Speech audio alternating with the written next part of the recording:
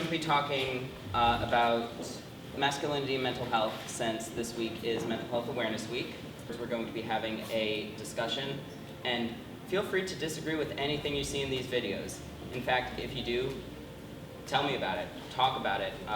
We want to hear these differing opinions. I feel like certain goals that you gotta provide, you gotta work really hard, and you just like, anytime it's tough, you just gotta get through it. And I feel like that, the sort of, if you're looking at yourself and you're like not matching up with the exact sort of unachievable goal of being this like hyper-masculine thing, then that makes it really hard to sort of establish who you are.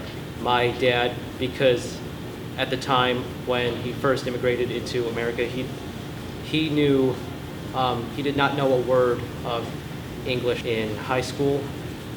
He didn't have many friends because of that major language barrier, and this is where masculinity for him came into play, because he didn't really have many people to rely on other than his family and maybe some faculty at school.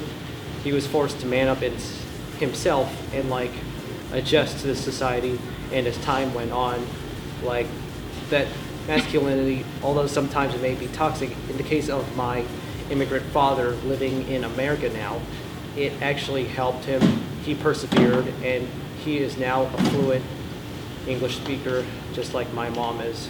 And it might have like some cultural influence, because like being from a Latino family, like mental illness is already stigmatized, but then it's like when it comes to men, there's this like, I guess, enforcement of just like hyper-masculine like traits onto the men. I've experienced even down to having to be 4 boys.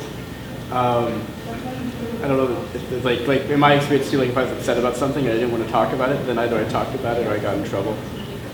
Because usually the sympathy lasted only so long until, like in the context of my father, turned into anger of wanting me to get the emotions out of the way. And until I kind of got out of the house and I stayed with my brother for a bit, I never really learned how to deal with them in a healthy way. What have some of your experiences like growing up with the subject of feelings? Were you personally able to express them? For all of us when we were younger, my dad would always say, you're not allowed to cry, you have to be strong. And he would just kind of enforce that to my little brothers and I, and say just like, you can't cry, like you're supposed to be strong for the woman and stuff like that, and just very stereotypical. And he's still that way. He still hates it when my little brothers cry, even though they're still in elementary school. He would yell at them and stuff, and just for crying, even though there's absolutely nothing wrong with it. Traditionally masculine, whatever that means, would necessarily. So I think that kind of having that influence, even from a younger sibling, being in an environment where it was encouraged to have those emotions was definitely more helpful for me. And I did go through a stint where I was struggling with mental health, but I think a large part of why I got through it was her help and my grandmother's help. So it also affects like how you want to express yourself when people are like suppressing anything. Oh, this is not considered masculine, so you have to do it this way and that way. The whole like, oh, stop doing this like a girl, or stop, presenting yourself like a girl, as if it's a bad thing, or as if like men don't have the freedom to like discover other things that are outside of like the stereotype of what it means to be a man. I only have sisters and then a brother, but my dad, I've only seen him cry once, and that one time was when a family member passed away, and it wasn't really like a close family member. Like everybody cried in the house, probably because he hadn't cried in a long time. He was like really like, I didn't see him cry, but I heard it because he locked himself in a room and it sounded really bad. Like he was probably throwing some stuff, So I feel like when men are made to hold your emotions in, it can build up and then just one day it comes tumbling down, and it can be very violent and aggressive like that. There's such like a negative connotation with like feminine traits that like to see men almost be like, horrified by like other men or boys showing these traits, like it makes girls and women think like they're inferior, and it's sort of just like continuing, like perpetuating that idea, and I think that's why it's a little bit easier, like when achieving gender equality. I think it's like more easier for women to empower younger girls because those like masculine traits are seen as positive. Meanwhile, it's harder for men to enforce those types of like, you should be crying and stuff like that, because that's seen as negative.